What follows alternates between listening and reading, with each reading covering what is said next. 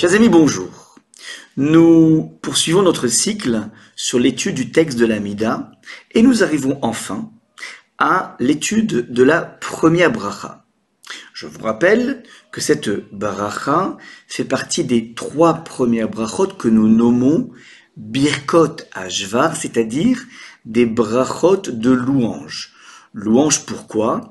Louange vis-à-vis d'Hachem, mais tout simplement au niveau stratégique pour se familiariser le plus possible avec cette prise de conscience que Hachem peut tout. Et si Hachem peut tout, alors lorsque nous allons aborder toutes nos requêtes à titre personnel ou individuel, alors on sera d'autant plus concerné, d'autant plus concentré pour lui demander monts et merveilles.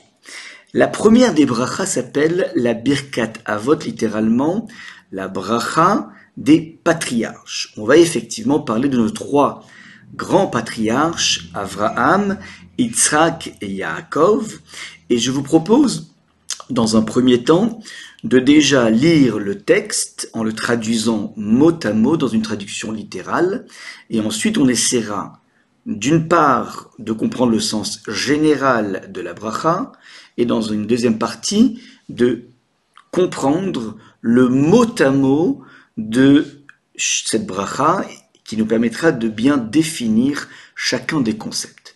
Alors, je commence par une traduction immédiate du texte. Donc, le texte, c'est Baruch Ata Hashem, mon Dieu, tu es source de bénédiction, Elokeinu veloke avotenu, notre Dieu est le Dieu de nos pères, Eloke Avraham, Dieu d'Avraham, Eloke Yitzhak, Dieu d'Yitzhak, Eloke Yaakov, Dieu de Yaakov, Akel, Agadol, Agibor ve'anora, le Dieu qui est grand, qui est Gibor, qui est héroïque et redoutable, Kel Elion, Dieu supérieur, Gomel Chassadim Tovim, qui dispense des grâces, connaît Akol, qui réalise tout, Vezocher Chasde Avot, et qui se souvient des bontés des patriarches,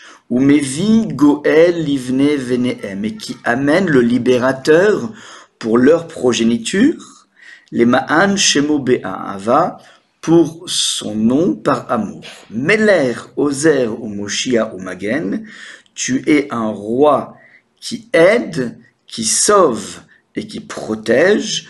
Baruch Ata Hashem, tu es source de bénédiction Hashem. Magen Avraham, bouclier d'Avraham. Voilà donc la traduction au mot à mot. Alors, on commence par une première étude du sens général de cette bracha. Comme on l'a vu, on parle ici beaucoup des patriarches Avraham, Yitzhak et Yaakov. Et la raison est très simple, c'est que ce sont les premiers à avoir initié et à avoir implémenté cette notion de rendez-vous quotidien avec Hachem à un temps tout à fait spécifique de la journée. Il y a la prière de l'individu qui se lève le matin, le shacharit au matin, avec toute sa force et tout son engouement. Shacharit, c'est la prière qui est instituée par Avraham. Yitzhak, c'est la prière Lifnot Erev à l'approche de la nuit, presque au crépuscule, au moment où le soleil est en train de se dissiper.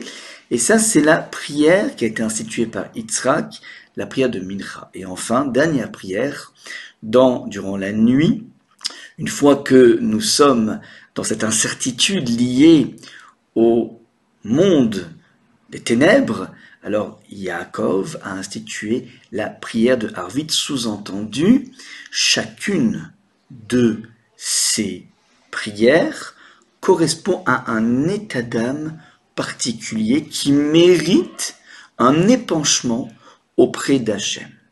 Nous avons ici aussi 3 patriarches qui chacun s'est caractérisé dans le développement, dans le déploiement d'un caractère majeur. Abraham est connu pour la dimension du chesed, de la bonté. Yitzhak, est lui connu pour la dimension de la ira, c'est-à-dire l'introspection, le travail sur lui-même, la rigueur. Et enfin, Yaakov est une synthèse entre ces deux pôles opposés, d'un côté la bonté et de l'autre la rigueur. C'est le principe de l'équilibre, de la vérité, c'est Yaakov. Et chacun, par le biais d'un développement de ce trait de caractère naturel, qui était quelque chose qu'ils ont depuis leur naissance, ils ont réussi à entrevoir, à aborder, à créer un lien tout à fait spécifique avec Hachem. C'est la raison pour laquelle nous allons dire dans la bracha que nous allons étudier dans la deuxième partie, Eloké Avraham, Eloké Yitzhak, Eloké Yaakov. Il est Dieu de Avraham, Dieu de Yitzhak, Dieu de Yaakov. Mais pourquoi on ne dit pas le Dieu de Avraham, Yitzhak et Yaakov? C'est le même Dieu. Oui, c'est le même Dieu, mais chacun a tracé son chemin singulier en fonction de la structure de caractère qu'il avait.